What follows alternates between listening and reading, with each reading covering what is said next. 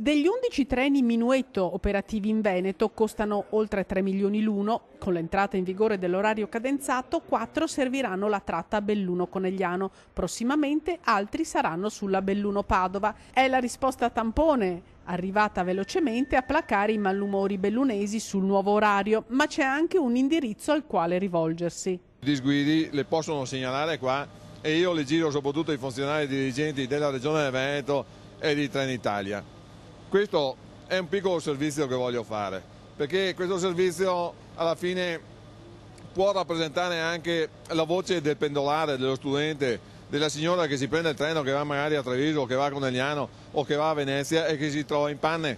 E lo sfogo non è solo lo sfogo, è anche, secondo me, un capire dove le cose non vanno bene. Il nuovo orario cadenzato chiaramente cambia le abitudini, chiaramente sono giuste le eventuali segnalazioni dei clienti che vedono cambiate le proprie abitudini, però è un nuovo modo di muoversi. L'orario cadenzato, che ha sicuramente avuto tanti vincoli nella sua redazione, ha consentito la specializzazione del materiale rotabile. Insomma, solo grazie al nuovo orario il Minuetto viaggia sui binari bellunesi, ma si potrà ancora intervenire. Non è che l'orario cadenzato sia una legge di codice in cui non si può più cambiare. Se ci sono delle cose che non vanno e che non stridono, bisogna essenzialmente cambiarle. Questo è un segnale importante.